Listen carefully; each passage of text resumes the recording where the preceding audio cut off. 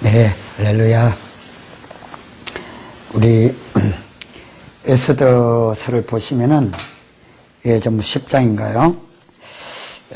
에스더서는 언제 쓰였냐, 누가 썼느냐, 탈무드 바바바스라 15a에 의하면 에스라 시대 대회당 사람들이 에스더를 기록했다 이렇게 되어 있습니다.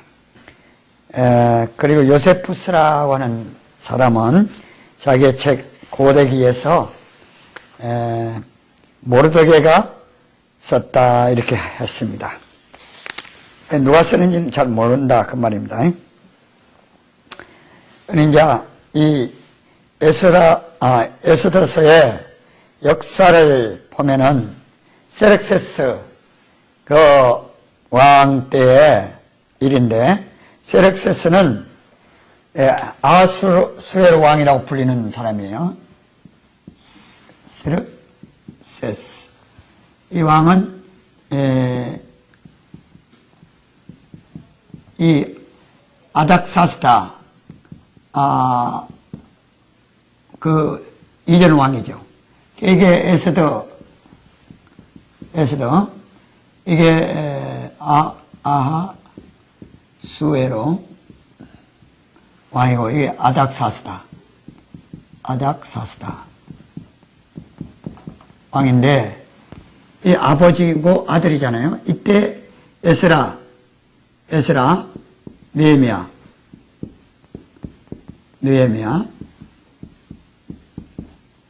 활동했고, 이때 에스더가 활동해. 순서는 에스더가 늦지만은 연대적으로는 더 앞에 있는 거예요. 이 왕은 486년에서 465년 통치를 했고, 아닥사스다는 465년에서 424년 통치한 걸로 되어 있습니다. 그러면 여기에서 세렉세스 왕이, 그 이전엔 다리우스 왕인데, 다리우스 1세 왕인데, 이 헬라와 전쟁을 했다고요. 헬라.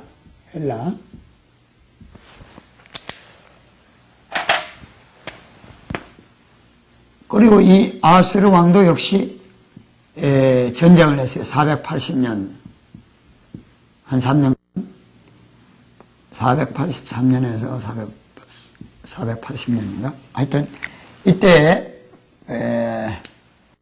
이 세렉세스가 가장 부유하고, 여기 성경은 127도를 다스렸다 그랬죠. 저 인더스 강에서 이제 애국 저까지 다 다스린 왕이라 이렇게 돼 있어요. 아주 최고, 페르시아 최고 절정기가 아닌가 그런 생각이 들어요. 에스더에 보면은 아수르와 아수에루는 인도로 구서까지, 저 구서 애굽 밑에요, 127도를 치리하는 왕이라 그랬어요. 아주 어마어마한 최전성기에 그 헬라를 침공해서 비록 패배는 했지만은 아주 건세는 계속된 것 같아요. 에스더가 어떤 사람이 그랬다. 이거 결혼했으니까 여기서 이에 낳은 아들이 아닥사스다가 아니겠느냐. 아닥사스다가 에스라 느헤미야에게 많이 후원을 하고 성전을 많이 후원을 하고 그랬거든요. 그래서 이거는 이렇게 뭔 관계가 있냐. 그런데 우리가 역사적으로 이거를 입증할 수가 없습니다. 이게 에스더의 아들인지. 그러나 어떻든 간에 이런 관계가 있다는 거. 근데 에스더서를 보면은 문제가 이제 하나님이라고는 언급이 하나도 없어요. 전부 다 유대인, 너무 국수주의적인 유대인들을 대적하는 자들을 다 죽이고 말이죠. 너무 편협한 거 아니냐. 그래서 왜 이게 성경이 있는지 모르겠다. 뭐 이런 사람도 있어요. 구약 성경도 전부 유대인에 관한 거 아닙니까? 그래서 그렇게 하나님이 언급이 돼 있지 않은 건 참 이상해요. 섭리적으로 어떻게 해서 하만이 유대인을 죽이려고 하는 그 모르드게 한 사람 절을 하지 않는다고 말이죠. 죽이려고 하는 그 계계를 하나님은 없지만 섭리적으로 이렇게 뒤엎어지고, 한 희한하게 그 일이 교묘하게 모르드게가 그 문지기 할 때 그 왕을 모살하려고 하는 그 음모를 데렸다가 고발을 함으로써 그 역도들을 처단함으로써, 예? 그게 잊혀져 있다가 왕이 잠이 안 와서 왕의 그 궁정일기를 이렇게 보다가, 예? 펼쳐보다가, 이 모르드게에게 상을 줬냐? 아무것도 없습니다. 그럼 당장 불러라. 이 사람을 종지하게 해야 되겠다. 그 하만이가 있으니까, 내가 종지하게 하고 싶어 하는데 그 사람 어떻게 하면 되냐? 왕이 입는 옷을 입히고, 왕이 타는 말을 태우고 해서 가장 종지한 자를 앞에 세워서 이렇게, 왕이 종지케 하는 자를 이렇게 종지하게 만들어준다. 이렇게 외치라고. 바로 그럼 네가 말한 대로 네가 지금 가서 그렇게 해서 모르드게를 태우고 다니면서 외쳐라. 이게 하만이가 망치로 두드려 맞는 거죠. 자기한테 높여줄 줄 알고 자기가 김치부터 마시라가 말이죠. 자기의 원수 모르드게한테 당하는 거죠. 하만이가. 그래서 섭리가 이상하게 이렇게 해가지고 결국은 이제 머리를 싸매고 막 가서 있을 때에 이제 모르드게를 통해서 사실을 이제 하만의 계획을 알게 된 이 에스더가 민족을 위해서 이제 일어나서 결국 왕을 움직여 가지고 이렇게 하고 결국은 유대인이 해방을 받고 원수들은 처음 다 죽임을 당하는 거죠. 그런데 여기에 보면은 세럭세스 왕 3년에 1장 3절 그 큰 잔치를 베풀어요. 그리고 그때 이제 와스디가 피가 되고 피빈이 되고 에스더가 왕비로 간택을 받는데 2장 16절에 보면은 아수에르 왕 7년 10월에 에스더가 왕궁에 들어가 왕의 앞에 나가니 그랬어요. 그러면 3년 되던 해에 뽑혔는데 7년 되던 해에 왕 7년에 왕 앞에 들어갔단 말이에요. 그 공백이 왜 이렇게 있을까? 이거 의문을 가질 수가 있어요. 근데 아마 그때는 헬라와 전쟁을 3년 동안 벌였는데 그때 벌이기 전에 큰 잔치를 베풀었거든요. 그때 간택을 받아서 3년 전쟁하느라고 직접 같이 나갔거든요. 왕이 나갔다고 내가 기억을 하는데 가서 패배당하는 걸 보고 해군들이 이게 해전을 보고 패배하는 걸 보고 막 이렇게 나 본국에 돌아가겠다고 왕이 이게 빠진 걸로 알고 있어요. 뒤로 본국으로 돌아온 걸로. 그 3년 만에 돌아와서 다시 에스더가 왕 앞에 불려 들어간 게 아닌가 이렇게 봅니다. 그런데 헤로도투스 역사 3권 89 거기에 보시면은 페르시아 왕국은 20개 주가 있다 이렇게 나오거든요. 20개. 그런데 여기 127도라 이건 너무 많다 이거예요. 그런데 그 강 건너편 지역 그거는 큰 지역이고요. 그 안에 유다, 사마리아, 시리아 이렇게 군이라 그럴까 크기는 큰데 하도 주가 크다 보니까 그 메디나라고 하는 용어를 쓰는데 작은 지방들을 127개라고 이렇게 부른 것이 아니겠는가 그렇게 추측할 수가 있습니다. 그 다음에 2장 5절 6절에 보면은 이 번역이 좀 잘못됐어요.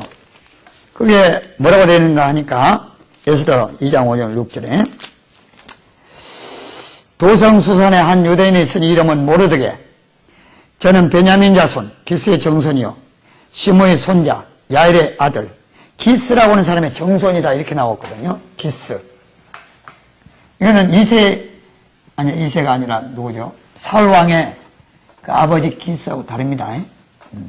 다른 사람인데 기스가 있고 이 정손 자, 이게 내려와서 또 내려와서 가만히 있어. 이게 아버지, 할아버지, 중조 할아버지. 요게 모르드게. 이게 정조 할아버지단 말이에요. 정조부.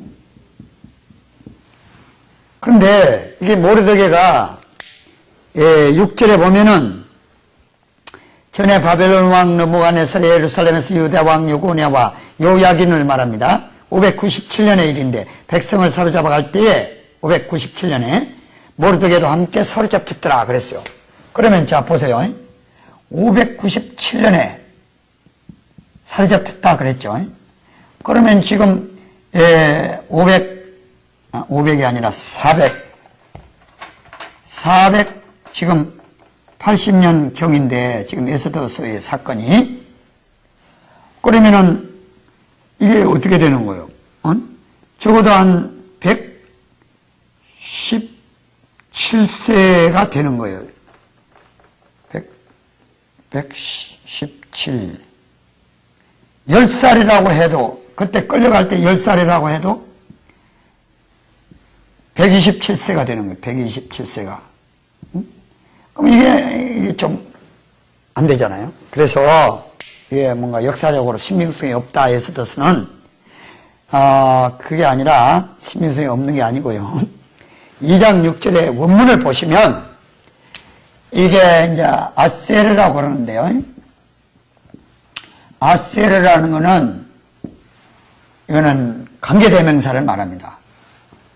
which 혹은 who.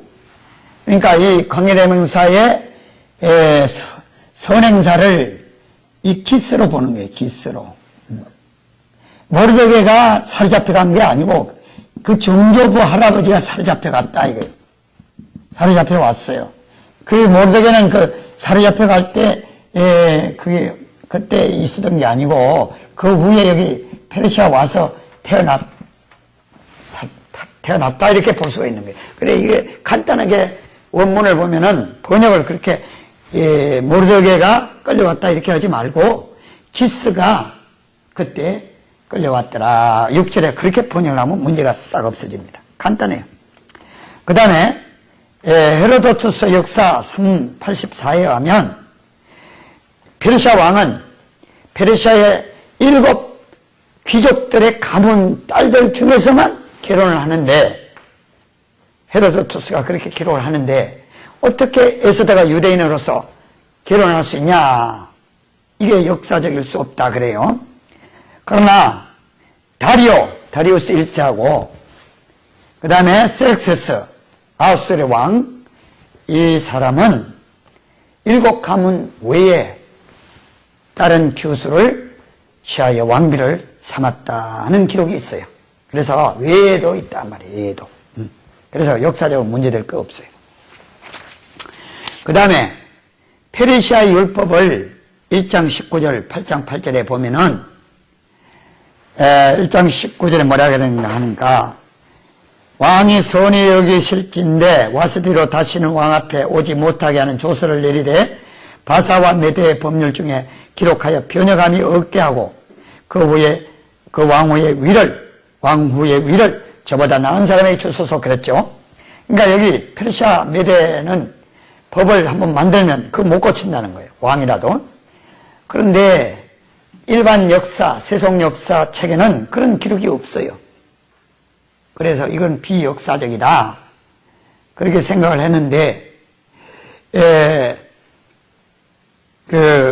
라이트라고 하는 학자가 WRIGHT 그 히스토리스트라고 하는 그런 그래서 그 디오도루스 시클루스라고 하는 그 역사가가 있거든요. 그 사람이 로마 시대의 역사가로 알고 있는데 그 역사를 쓴 책에 보니까 왕의 군의로 명령된 것이라도 시소가 불가능했다 하는 페르시아 다리오 3세에 관한 역사 기록이 발견이 됐어요. 그래서 페르시아 법은 왕이라도 취소할 수 없구나 하는 것이 입증이 됐단 말이에요. 그 다음에 이제, 하여튼, 뭐, 여러 가지 역사적인 이렇게 문제가 있다, 이런 비평은, 따지고 보면 문제될 것이 없다, 그 말이에요. 그 다음에 모르드케라고 하는 이름이 페르시아 문헌에 한 번도 나온 적이 없다. 도저히 찾을 수가 없다, 그랬는데, 1904년에, 마르두카라고 하는 이름이 여러 30개 이상의 본문에서 발견이 됐어요. 그래서 그 이전에 모르드케 이거는 비역사적인 인물이다, 허구다 그랬는데 실제로 그런 이름이 마르두카, 모르드케 비슷하거든요. 그래서 이거는 역사적으로 신빙성이 없다라고 하는 그런 문제가 될 수 없다는 거죠. 제가 실명은 거론을 않겠는데 어떤 분이 그러니까 독일에서 공부를 하신 분인데 이제 어떤 학생이 질문을 했어요. 이제 제가 어디서 봤는데 에스더서에 에스더서는 이제 교수가 하는 말이 에스더서는 이게 역사성이 없는 역사 소설에 불과합니다. 역사적으로 이거는 가능하지도 않고 그런 사건이 일어날 수도 없고 이거는 역사 소설에 불과합니다. 그렇게 답변을 했어요. 그냥 그런 생각이 많아요, 사람들이. 이거는 그냥 소설이지 실제로 일어난 일이 아니라는 거예요. 그러나 그렇게 보면은 불임절이 진짜로 이렇게 유대인들에게서 지켜지고 있는데 그걸 어떻게 설명할 수가 없잖아요. 예. 야간 에스더서는 이렇고, 자 이제 다니엘서를 한번 보실까요? 우리가 다니엘서를 보면은 주전 597년에 여호야긴 왕이 사로잡혀 갈 때 다니엘도 그때 사로잡혀 갔는지 그렇게 추적을 하는데, 아니면은 605년에 아마 잡혀갈 때 그때 갔다고 할 수도 있어요. 다니엘서 한번 봅시다. 이 다니엘서는 전부 12장이죠. 12장. 그 보면은, 자, 언제 잡혀가는가 한번 봅시다. 1장 1절에 뭐라고 그러는가 하니까, 여호야김이 위에 있은 지 3년에 바벨론 왕 느부갓네살이 예루살렘에 이르러 그것을 에워쌌더니, 주께서 유다 왕 여호야김과 그러니까 이때가 언제냐 하니까 605년으로 보는 게 좋겠네요. 605년. 에스겔은 597년이고 여기는 여호야김이니까 여호야긴이 아니고 605년으로 봅시다. 그때 끌려가서 바벨론의 포로 생활을 했죠. 다니엘서는 12장으로 전부 되어 있는데요.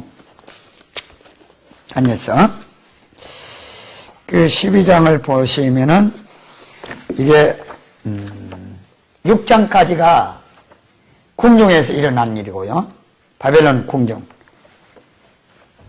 그 다음에 7장부터는 12장까지 전부 환상, 환상이에요. 물론 2장은 느부갓네살 왕의 꿈이고, 그 다음에 5장은 바벨론의 마지막 섭정왕인 벨사살의 잔치 때 나타난 그 메네메네 대결 오바르신, 그 아주 이상한 벽에 나타난 글자, 징조 관한 사건이고, 6장은 이제 다니엘이 기도를 못하게 하는 한 달 동안 기도하다가 사자굴에 던져졌고, 꿈이 2장에 나와요. 그런데 7장에서는 환상이고, 다니엘이 직접 본 환상, 8장에도 환상, 다니엘이 봤어요. 9장에는 다니엘의 기도, 자기 민족이 언제 포로에서 해방돼요? 예레미야 25장에 보면 70년 만에 해방된다 그랬는데, 그때가 다 이제 된 것 같은데, 왜 아직 우리가 해방을 못 받습니까? 그러고 막 작전기도 하는 장면이 나오죠. 10장에 이제 다시 또 작전기도 들어가요. 거기서 이제 또 환상을 보죠. 거기서 10장에 나오는 환상, 큰 전쟁에 관한 환상인데 11장, 12장에까지 다 그 내용이 연결이 되는 내용입니다. 자, 1장에서는 다니엘이 포로 생활을 이제 할 때 소년으로 끌려가서 거기서 왕궁 국립학교에서 3년간 교육을 받고 느부갓네살 왕 앞에 이제는 관리로 서기 위해서 훈련받는 장면이 나오고, 그때 하나님께 성결하게 자기 몸을 지킴으로 자기가 마리아만 이제 하나님의 은총을 입었죠.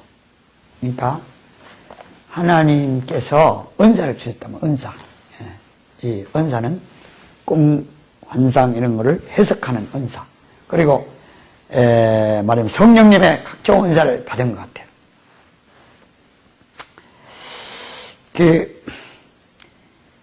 그 성령님의 은사를 받아서 그것 때문에 이제 2장에서 왕의 꿈을 꾸고 올라가죠. 아주 성진하고. 또 그 다음에 이제 5장에서 또 징조를 해석하죠. 벨사사 왕. 그럼 느부갓네살 왕이 560년에 죽었나? 그리고 그 다음에 이제 이렇게 내려와 가지고 539년 바벨론 마지막 왕 나보니더스의 아들인데 석정 아버지가 저 데마라고 아라비아에 달신에 미쳐가지고 바벨론의 왕이면서도 바벨론의 마르둑 신을 섬겨야 되는데 그 주민들이 다 마르둑 신을 따르는데 자기만 달신 섬긴다고 자 데마로 갔어요. 아라비아 거기서 7년 10년인가 그게 이렇게 은거를 하는 동안에 자기 아들한테 다 국정을 맡겼거든요. 그게 벨사살이에요. 벨사살이 술잔치를 하다가 예루살렘에서 가져온 그 성령 기명을 내다가 금은 그릇으로 마시다가 하나님이 징조를 보여줬죠. 메네 대결 우바르신. 이거는 메네 대결 그러면 이거는 다 단단 말이에요. 메네 이건 나눈다. 파르신 이거는 메네 계산하고 달고 그 다음에 나눈다. 파르신이 나눈다. 페르시아하고 비슷하죠. 그러니까 이 징조를 보고 다니엘이 그걸 해석을 해요. 그러니까 꿈을 꾸고 징조를 해석하고 그러니까 더 높여졌죠. 바벨론의 셋째 치리자가 됐어요. 셋째 치리자는 뭐냐? 나보니더스가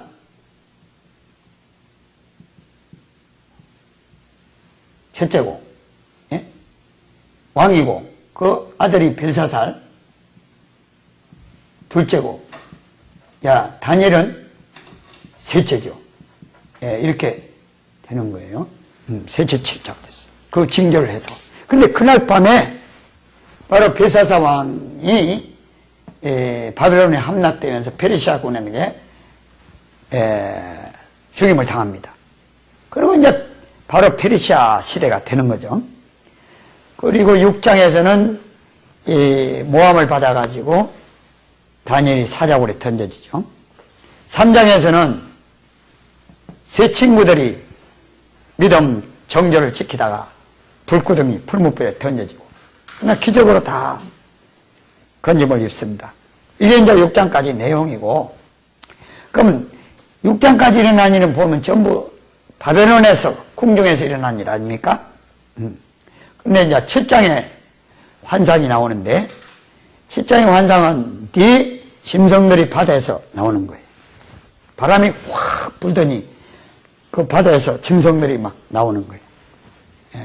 그 짐승들이 차례로 나오는데 그런 환상 7장. 그 다음에 이제 8장에 수양과 수염소가 서로 싸우는 거예요. 수염소가 이기죠. 수양은 두 뿔, 수염소가 이겨요. 수염소는 헬라고 이거는 이제 페르시아인데 뭐 그렇게 하고 9장에 금식기도 하고 9장 24절에 27절에 그게 아주 중요한 메시아 예언이 나옵니다. 9장 24절.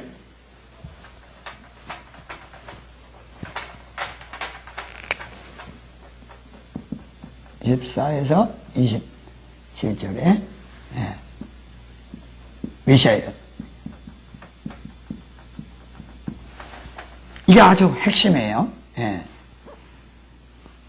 이걸 제가 조금 이따 말씀을 드리고 설명을 드리고 이제 10장에서 또 작정기도 하고 12장까지 나오는 그 앞으로 큰 전쟁에 관한 이게 환상이 나옵니다. 그러니까 7장 이하는 전부 환상이에요. 환상. 이게 큰 전쟁 환상. 그 다음에 이제 9장은 작정기도 해가지고 이렇게 메시아 예언을 받죠. 그 다음에 이제 8장은 이것도 환상인데 역시 환상인데 수염소. 이게 헬라와